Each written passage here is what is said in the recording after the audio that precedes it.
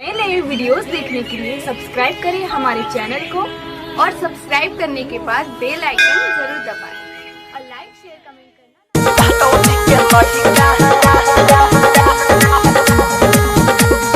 महंगेला सब तरीका तरीका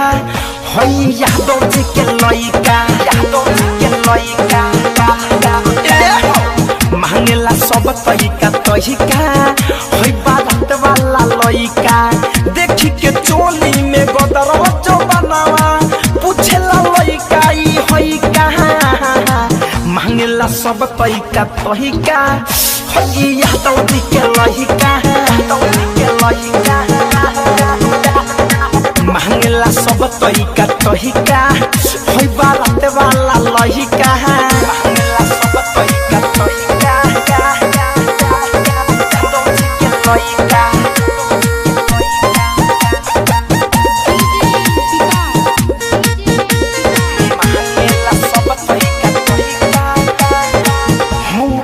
से निहुरावे हम तब चोली में घुसावे चढ़ी स्टेज के ऊपर है दुनू बुफरदा भावे है ऊपर से निहुरावे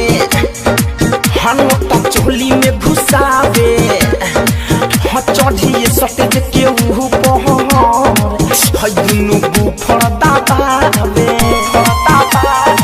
पूछला ये मैडम लहंगा में तोहरा रही डाली के महिका महंगेला सब तरीका तरीका होय मल्हावा के लहिका महंगेला सब तरीका तरीका होय यादव जी के लइका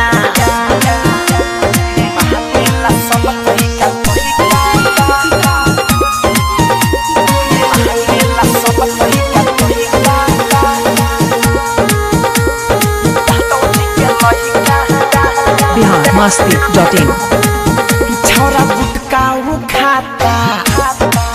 हमर खींचे डुबाता हम बोली न कुछ कि कहीं टूट जाए न साता रे छोरा गुटका खाता हम खींचे डुबाता हम बोली न कुछ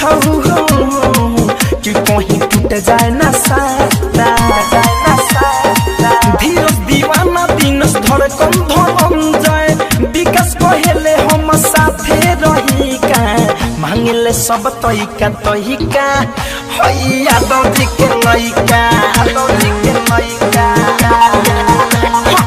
मांगले सब तरीका तरीका बाबू साहेब के लइका देखी के चोली में गदरवा जो बनावा पूछेला लइका ई हई कहां महंगेला सब तरीका तरीका हई यादव जी के लइका महंगेला सब तरीका तरीका हई बारात वाला लइका Bihar Masti